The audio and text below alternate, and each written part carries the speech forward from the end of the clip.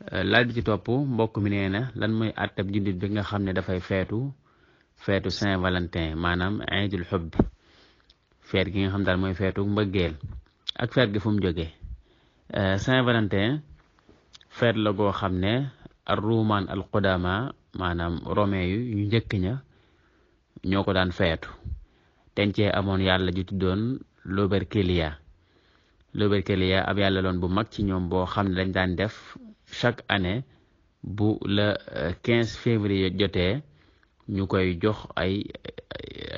jur di ko rendil ay xar di ko tuural ay deret ngir ne moom yàlla boobu seen yàlla jooju moom moo leen di aaral seen jur gi ba tilli yi duñ leen jàpp ak rabi àll yi loolu lañ daan def ñoom Rome yu njëkk ya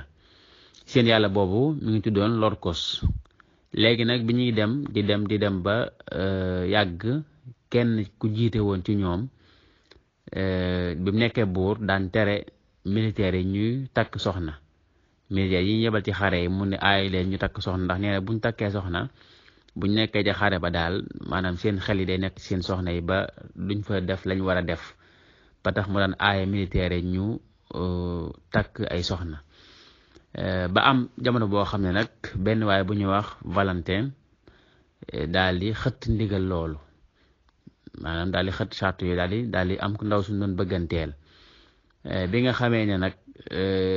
buur ba yëg na loolu daal di koy jàpp daal di koy attelu ñu atte ko ba ne dañ koy rey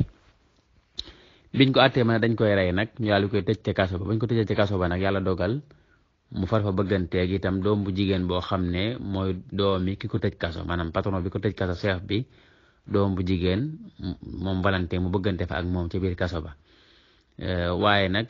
teewul ñu rey ko ñu ngi ko rey ci le 14 février ci atum 270 ci miladiye bañ ko reyee nag ci la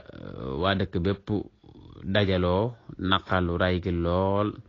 ci bis boobu sax ci lañ ko daal di tuddee xiddiis te mooy saint ba mujj léegi Valentin ji ñu yokk ci saint te mooy ab daraja bu rëy buñ ko takkal ba tax ñuy wax Saint-Valentin kon ñu ngi ko rey ci atum 14 février 270 ci miladiye ba loolu amee nag ci la ñooña tàmbali nag saa yu feet gi ñëwatee nag ñoom ñëpp di séddale ay fleur ci diggante ñaar ñu bëggante ñu di séddale ay fleur ak ay morceau yu xonq ngir màndargaal dereeti Valentin moomu nga xam ne moom lañ rayoon ci 14 février ndax ñoom dañoo jàpp ne Valentin moomu kat moom moo ñëw ngir ràmmu mbëggeel ak képp koo xam ne da ngay bëgg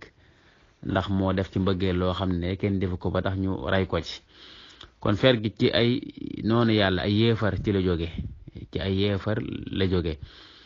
ba léegi ci pays occidentaux yi boo fa demee feet gi bu ñëwee daanaka feetu mooy yàlla lañ ko jàpp feet la goo xam ne li ciy xew ci ay njaaloo ci bis bi kenn xamul nu mu toll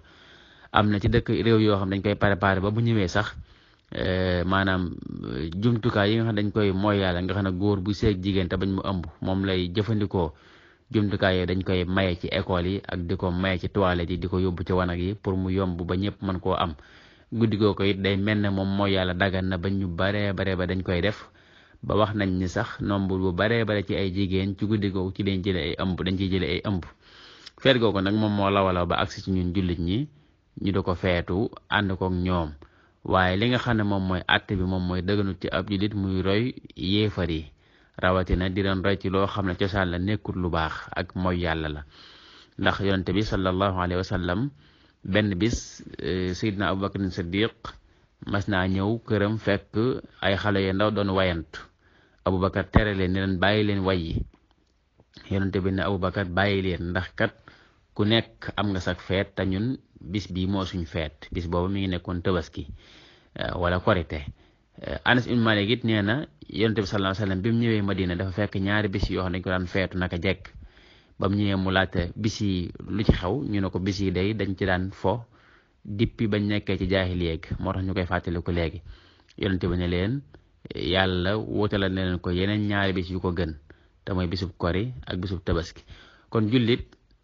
feetam mooy kori ak tabaski kon du dagan ci moom muy jàpp yeneen ayit yeneen feet di ko feetu yoo xam ne amul cosaan ci diine cosaanewu ci diine ak mooy yàlla ci lay jóge kon tontu bi rek ci gàttal moom mooy Saint-Valentin di ko feetu ci jullit bi moom dëgganut. jullit bi daa war a fexe bay feetu mbëggeel bis bu nekk te itam di ko def comme ni ko ko lislaam digale wallahu taala a'lam